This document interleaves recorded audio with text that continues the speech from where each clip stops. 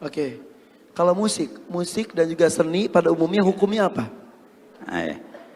ذكرت الموسيقى. نعم. نعم.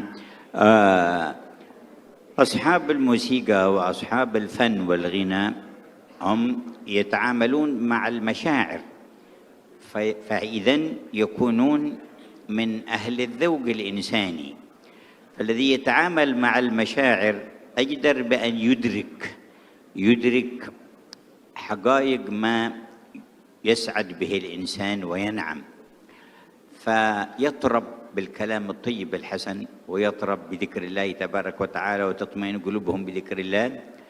فالموسيقى ما لم يأتي فيه نص مثل المزمار فحكمه اجتهاد أهل العلم ما بين مبيح ومحرم، وما جاء فيه النص في الإباحة فلا إشكال فيه.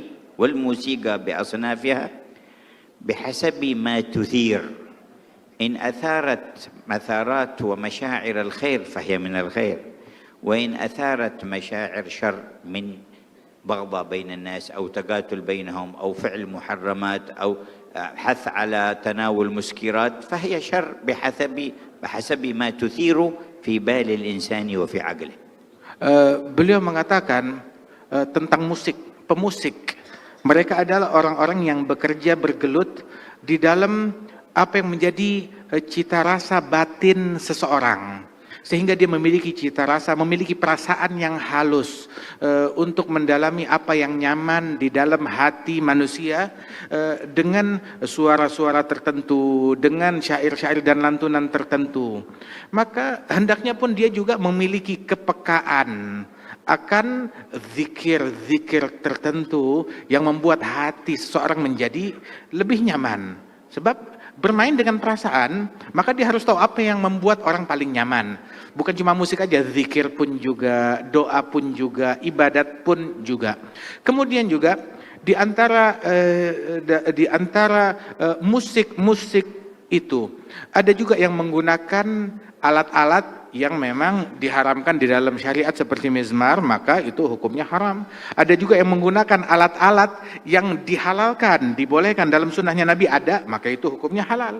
Ada juga yang tidak disebutkan di dalam sunnah tentang kebolehan atau ketidakbolehannya, maka itulah tempat perbedaan pendapat para ulama dan masing-masing dengan pendapatnya. Kemudian juga lantunan syair yang diucapkan. Syair tersebut itu membangkitkan perasaan.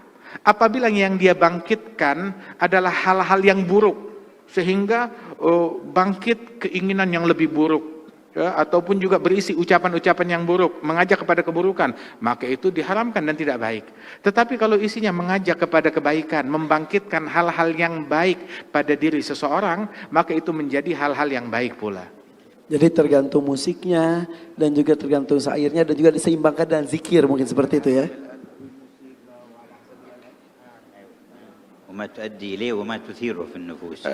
Dan tergantung dari apa yang digunakan begitu, dan mengakibatkan apa di dalam nafsu seseorang. فإن نفس الإنسان قابلة للتأثر سلبا أو إيجابا. Sebab nafsu seseorang itu, dia itu mudah terpengaruh, baik pengaruh positif ataupun pengaruh negatif. فبعض الأغاني وبعض الموسيقى وبعض الصوت الحسن يحفز الإنسان لأن يبر والديه أو يحسن لأرحامه أو يسامح من آذاه أو يكون على استقامة، فهذا كله من الخير وداخل في الخير. Ada beberapa musik yang isinya itu penuh hikmah. Ngajak orang untuk bakti kepada orang tua, cinta kepada ibunya, kepada ayahnya, bakti kepada mereka. Ngajak orang untuk silaturahmi, ngajak orang untuk bikin ketaatan, untuk berderma, untuk peduli kepada sesama. Ini adalah bagian dari kebaikan dan bagian daripada dakwah juga. Dan ini adalah hal yang baik. ولما كان ينشد شعر سيدنا حسان في مدح النبي صلى الله عليه وسلم وذم المعاندين من الكفار، مدحه النبي وقال إن جبريل وميكائيل معك ما نفحت عن رسول الله. Ketika Sayyidina Hasan bin Thabit, sahabat Rasulullah, seorang penyair, seorang seniman penyair, dia banyak membuat syair, dia mengubah syair yang isinya memuji Nabi Muhammad dan juga membela Nabi Muhammad daripada cacian dan makian orang-orang yang kafir. Maka Rasul SAW menyemangati dan mendukung apa yang dilakukan oleh Hasan bin Thabit dengan ucapan sesungguhnya Jibril dan Mikail senantiasa bersama engkau di dalam syairmu, manakala syairmu itu isinya membela kepada Nabi Muhammad SAW. وكان أحد الشعراء أمية بن أبي الصلت له حكم يلقيها في شعره. قال بعض الصحابة فركبت مع النبي في السفر قال تحفظ شيء من شعر أمية بن أبي الصلت؟ قلت نعم. فقال فأنشدني فأنشدته بيتا فقال هيه أي زدني، فأنشدته بيتا فقال هيه، فأنشدته بيتا حتى فقال هيه حتى أنشدته 100 بيت.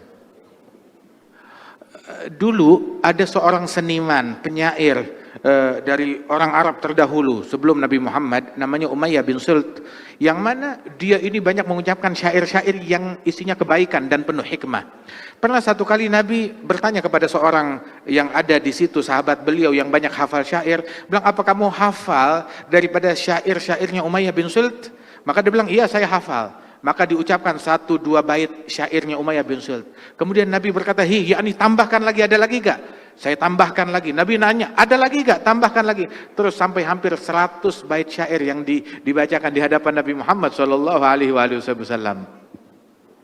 وكما تتأثر مشاعر الإنسان بالصوت الحسن وبالأنغام المناسبة، فكذلك تتأثر بالنية الصالحة وبالرحمة وبإرادة الخير وبالقيم الفاضلة تأثرا أكبر. Sebagaimana nafsu manusia, dia mudah terpengaruh dengan suara yang indah, dengan syair yang bagus, bangkitlah perasaan seseorang tersebut. Dia bisa terpengaruh perasaannya. Begitu juga perasaan dan jiwa seseorang itu terpengaruh manakala dihadapkan dengan niat yang baik, dengan rahmat dan kasih sayang, dengan kepedulian dari seseorang, maka itu pun juga memiliki pengaruh besar bagi lawan bicara orang tersebut juga. وقد دخلت سيدنا أبو بكر على السيدة عائشة وعندها جاريتان تغنيان ورسول الله صلى الله عليه وسلم مضطجع، فقال أمزمور الشيطان في بيت رسول الله؟ ففتح النبي وجهه وقال دعهما يا أبا بكر فإن لكل قوم عيد وهذا عيدنا. Pernah satu kali Sayyidina Abu Bakar masuk ke rumah putrinya Siti Aisyah, istri Nabi Muhammad. Bersama Siti Aisyah ada teman-teman mainnya, anak-anak begitu, gadis-gadis kecil begitu, yang mana mereka ini melantunkan nyanyian syair-syair yang baik bersama Siti Aisyah, dan di situ ada Rasulullah Shallallahu Alaihi Wasallam dan Nabi sedang menutup wajahnya. Sayyidina Abu Bakar saat masuk, maka dia memarahi Siti Aisyah putrinya. Masa iya ada suara syaitan dan lantunan syaitan di rumah Nabi Muhammad? Menegur Siti Aisyah. Maka Nabi Muhammad menoleh ke arah Sayyidina Abu Bakar As-Siddiq dan berkata, biarkan wahai Abu Bakar. Enggak sejauh itu maksudnya Rasul SAW. Sesungguhnya ini adalah hari Id, hari Lebaran, kata Rasulullah SAW. Maka biarkan mereka melantunkan daripada lantunan dan syair-syair yang tidak mengandung keburukan di dalamnya itu.